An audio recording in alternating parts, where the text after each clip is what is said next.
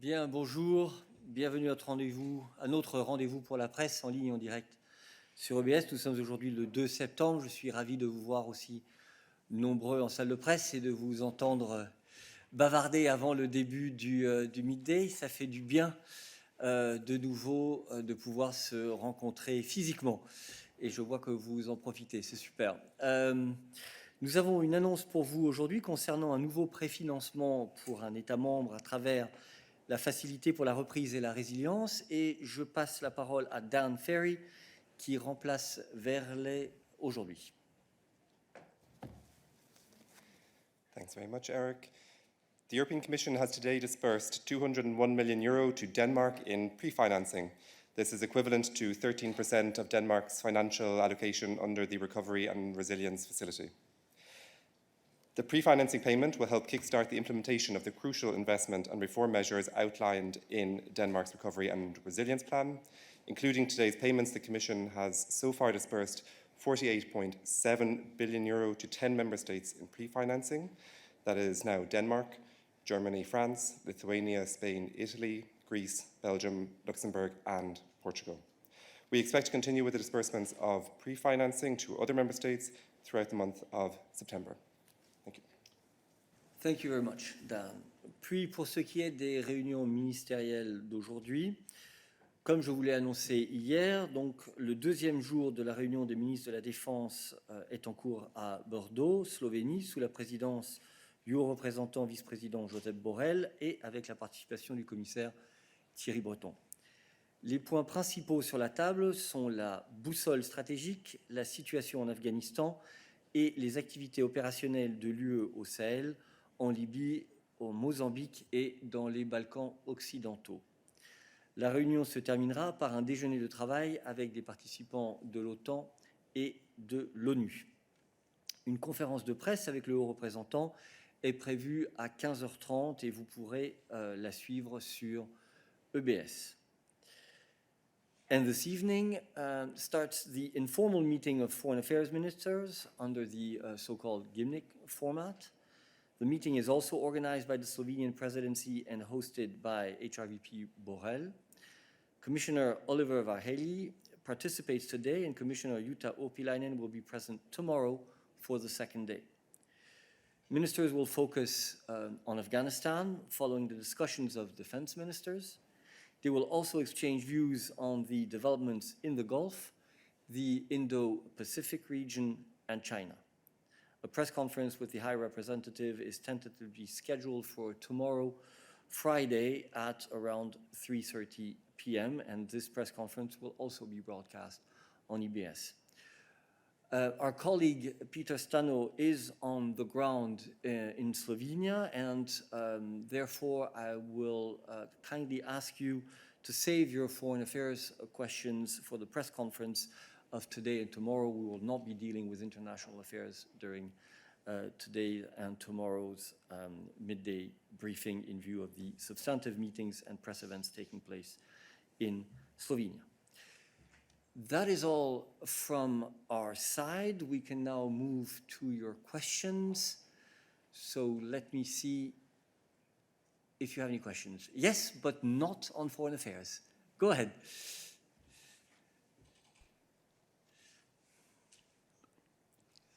Thank you, Eric. It's nice to be back in the room after 1.5 years. I feel very happy about it. So my question, I think, is to you. And this concerns statements made by Pope Francis, in which he criticized the West's recent involvement in Afghanistan as an outsider's attempt to impose democracy in other countries. And he said that to a Spanish media, but in English, if I can quote him, he's saying, it's necessary to stop the irresponsible policy of enforcing its own values, he means the own West values, on others, and attempts to build democracy in other countries, etc., etc. Now, since the European Commission's focus is also on promoting Western values around the world, there is a EU Commissioner for this post, Mr. Schinas. So I would like to ask you, my question is that, will this developments in Afghanistan affect this policy of promoting Western values all around the world? Thank you. Thank you very much. This is really a question which is at the fringe of foreign policy.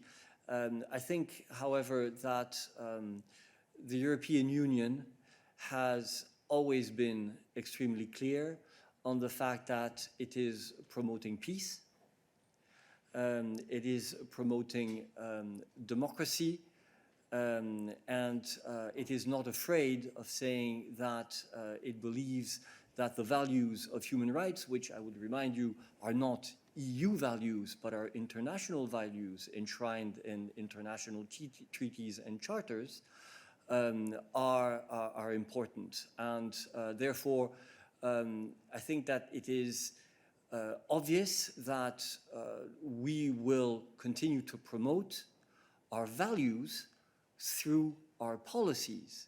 But our policies are policies of peace. They are, for example, related to development cooperation. They are related to climate. They are related to trade. So I think that from that point of view, it is absolutely obvious that we are staying true to our values, to our mandate, both inside and outside the European Union. Thank you very much. Let us now move on to other issues. I think I saw another hand raised in the room. No, so let me go to Mose, who is connected. Thank you very much, Eric. I would like to start with a question which is related to, I suppose, where we ended yesterday on vaccination campaigns and the supply of vaccine doses and so on. I suppose you know by now that ECDC, European Disease Prevention Control Agency, yesterday evening issued an interim report about so-called booster vaccines. The conclusion was there was no need for that yet now, besides, let's say, to people with weakened immune defense. But I suppose it can't be excluded that will be a need perhaps already in autumn or perhaps in the beginning of next year. So my question is, and that is related, I think, what you said yesterday, Eric. Will EU and the EU member states have enough vaccine doses later on this year to launch this so-called booster campaign to give a third vaccine to all the population, to the young population, if there would be a need for that? Thank you. Thank you for your question, Mose. This gives me the opportunity of welcoming back Stefan from his well-deserved break. Stefan. Hello, everybody. It's good to be back in this temple of European wisdom and to start handling... and handle the question from Mose. Good afternoon to you, Mose.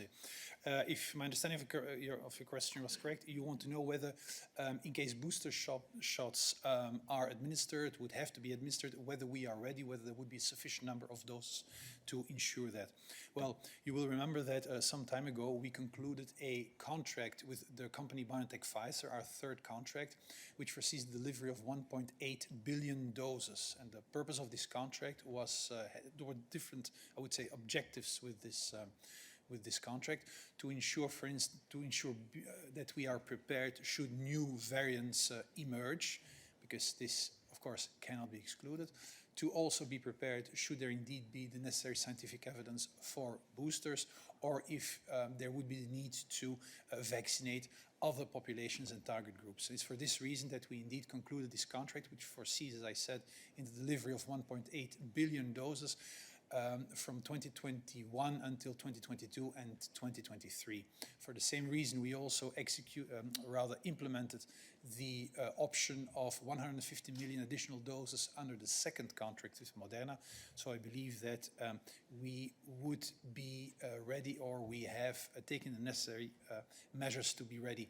I'd like to stress finally that in our fight against the pandemic, we all have our role to play, and one of the crucial roles for the Commission in this fight against the pandemic was to ensure a sufficient number of doses to tackle the virus and its variants, and this is the work that we have been doing. Thank you. Thank you very much. Are there other questions for Stéphane on COVID or health-related issues? No, that is not the case. Thank you, Stéphane. I open the floor to other issues for us today.